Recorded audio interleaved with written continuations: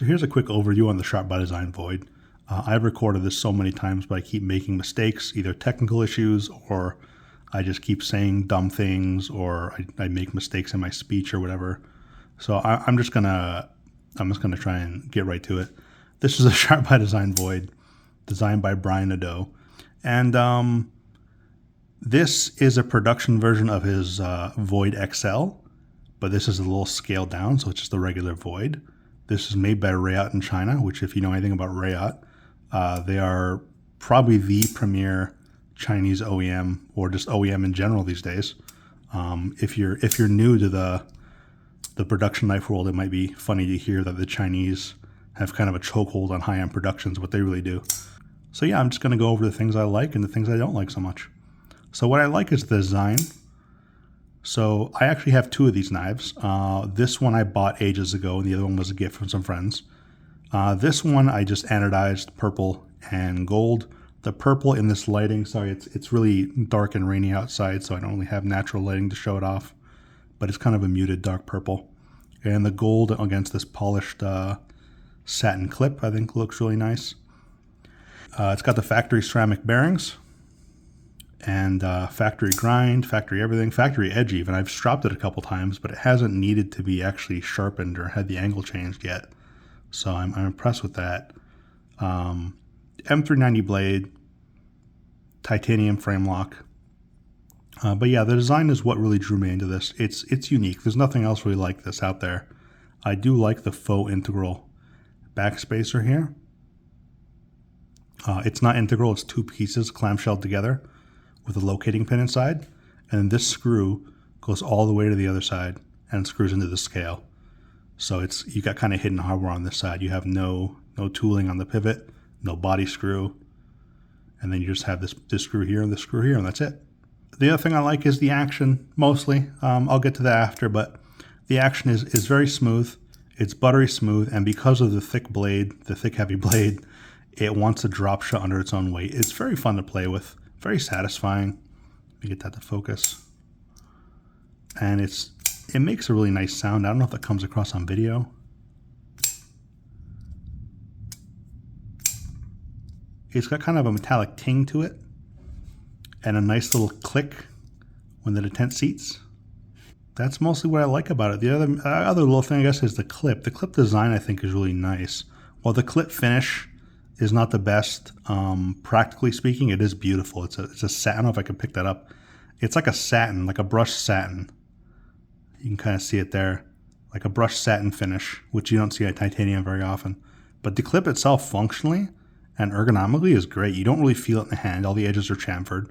There's no sharp edges, and it's got perfect amount of spring to it, and it's got this perfect amount of ramp. It's just very smooth. It's just a great little clip, great little milled clip. I do like a milled clip when it's done well, and this is done very well. So that's what I'll say. Now for what I don't like. Unfortunately, there are a few things I don't like. Not enough, I missed the flipper there. Not enough to make me not have two of these knives, but there are some things that I wish were better. First off, I mentioned that blade being really thick. It is pretty thick and heavy, and the grind itself is pretty shallow and thick. It's not very thin behind the edge. This is not a great slicer. If you're buying something to cut a lot during a day, pick something else or get this reground. My other one has a BGM hollow regrind. That makes it slice a lot better, but only kind of to a degree because the spine is still super thick, so it doesn't glide through cardboard as easy as you might hope. The other thing is the ergonomics. Because of this nice design, it's all rounded and stuff, it feels kind of weird. It's very thin this way and relatively thick this way because of the contouring. So it feels kind of strange in my hand. Like, it doesn't feel, I wouldn't say it feels uncomfortable, but it doesn't feel comfortable either. I don't know if I can cut with this all day. This is more of a piece of jewelry, if anything, for me.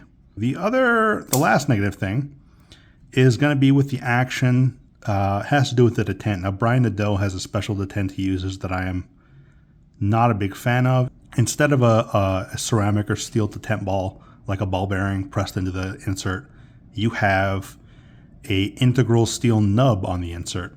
Like, here's the lock bar insert held in with a screw, and again, very nice machining around here and stuff. You know, it's very clean, very good quality. Good job, Reate. But The detent nub on this that replaces the ball bearing leads to some issues like detent flex is a classic Nadeau thing. It's on all his customs. It's on all his production knives, even with the flipper. You don't have a crisp let off for the detent. You really don't. It's kind of a squishy release. It doesn't feel super satisfying. It would be better, I think, with a ceramic detent ball. So yeah, the detent is not great. I wish it was just a ceramic detent ball. So my last complaint, it will be the combination of the slick flipper and the weird ergonomics related to the lock bar. With the lock bar takes up half the frame here. So I have big hands. So when I have this thing closed, oftentimes without thinking, I'll have a finger on the lock bar, and that really increases the strength of the detent. And I'll slip off it like you just saw. That wasn't actually intentional. I was trying to flip it, but if this had some texturing, I think I can get a better grip on it and overcome the extra pressure. Or alternatively, if this thing just fit my hands better, I wouldn't need the extra texturing. Just those two things together are not great. But I mean, overall, this knife I think is really good. There's a reason I have two of them. I'm not going to get rid of either of them. I really like them. They are great knives in their own right. I do think they are the best Sharp by Design production folders to come out. That said, Brian, if you're watching this for some reason, please do another run of these. I could use a third one. The secondary prices have gone kind of crazy. I believe when these came out, they were around $300 to $350, depending on configuration, which was probably like 4 years ago now. But now they're selling for about $450. So $100 over street price is what they're going for online. I don't want to say they're not worth $450 because that's kind of subjective. But if you are not absolutely in love with this design, do not pay $450 for it. Because at the end of the day, I mean, on paper, it's just another Chinese titanium M390 flipper frame lock, but with a worse detent. That's what you're going to notice. If you don't like the design, that's all you're going to notice. So yeah, if you like the design, go for it. Pay whatever amount of money you think it's worth. Unless he does another run of them, they're going to hold their value. So I mean, these are great little knives. But yeah, those are my mixed feelings on the Sharp by Design Void.